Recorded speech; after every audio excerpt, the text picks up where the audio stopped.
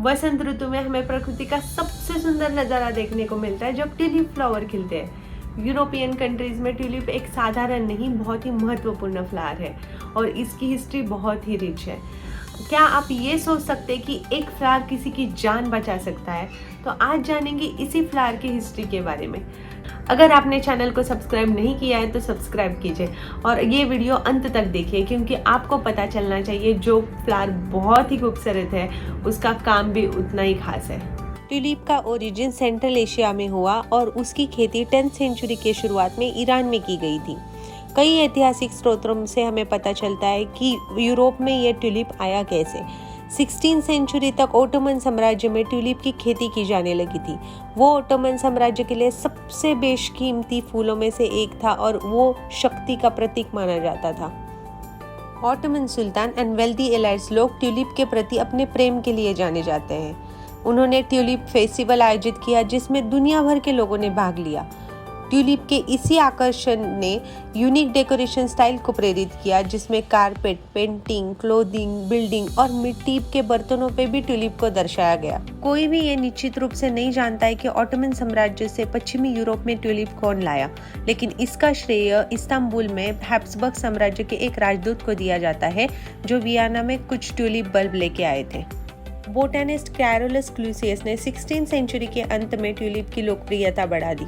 उन्होंने 1573 में Vienna imperial botanical garden में ट्यूलिप बल्ब लगाए और 1592 में ट्यूलिप पर पहला बोटेनिकल रिसर्च किया। फिर उन्हें लाइडेन यूनिवर्सिटी के वनस्पति उद्यान का डायरेक्टर नियुक्त किया गया और उन्होंने 1593 के अंत में वहां ट्यूलिप लगाए। ट्यूलिप नीदरलैंड पहुंच गए थे और लोकप्रियता में खिलने वाले थे। इस समय के दौरान ट्यूलिप बल्ब अविश्वसनीय रूप से मूल्यवान हो गए। एम्स्टर्डम स्टॉक एक्सचेंज में ये स्टॉक की तरह ट्रेड किए जाने लगे। ट्यूलिप मेनिया जब हाइट पे था तब कुछ दुर्बल ट्यूलिप बल्बों की कीमत एक घर से भी अधिक थी। ट्यूलिप कला में एक लोकप्रिय विषय बन गया था, खासकर 17th सेंचुरी के दौरान जब कलाकारों ने फूलों के स्थिर चित्र बनाए।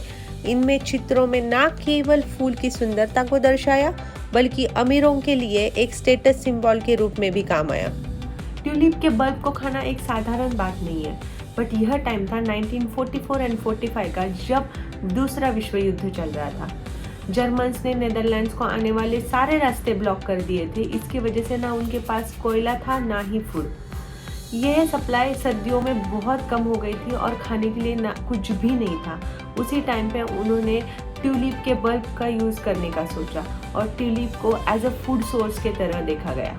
उत्पादक ट्यूलिप बल्ब का निर्यात करने में असमर्थ हुए। उन्होंने भोजन और इसको हाई स्टार्च कंटेंट के वजह से सेल करना चालू कर दिया। इवन डॉक्टर्स ने इसकी रेसिपी के बारे में बताना चालू कर दिया। उसको जैसे कि उसके ब्राउन स्किन को निकाला जाता है, उसके रूट्स और स्टेम को कट करके फेंक दिया जाता है। फिर उसके ट्यूलिप बल्ब को अच्छे से वॉश करके उसको आलू की तरह आधे घंटे पकाया जाता है। ट्यूलिप बल्ब पौष्टिक और पकाने में आसान साबित हुए। हालांकि उनका स्वाद शायद बहुत अच्छा नहीं था, बट फिर भी उन्होंने लोगों की जान बचाई। ट्रेडिशनली ट्यूलिप कनाडा और नीदरलैंड्स की इंटरनेशनल फ्रेंडशिप का भी प्रतिनिधित्व करता है। खासकर दूसरे महायुद्ध के दौरान कनाडा ने ओटावा में डच क्राउन राजकुमारी जूलियाना और उसके परिवार को आश्रय दिया था। युद्ध के बाद राजकुमारी जूलियाना ने कनाडा को कृतज्ञता के प्रतीक के रूप में 1 लाख ट्यूलिप बल्ब भेंट दिए। 2020 के लिए पूरे कनाडा में 1.1 मिलियन लिबरेशन 75 ट्यूलिप लगाने का लक्ष्य उन 1.1 मिलियन कैनेडियन लोगों का भी सम्मान करता है जिन्होंने द्वितीय महायुद्ध में के दौरान अपनी सेवा की थी। इन ट्यूलिप के फ्लावर्स को देख के पता नहीं क्यों दिल बहुत ही खुश हो जाता है और इन खूबसूरत फ्लावर्स को देख के एक ही गाना मन में आता है, इतना मनमोहक व्यू है, इतना सन्नाटा क्यों है, देखो ना ढलता सूरज धीरे धीरे धीरे धीरे ढल रहा है। बाकी सब ठीक बस चल रहा है, बाकी सब ठीक बस चल रहा है।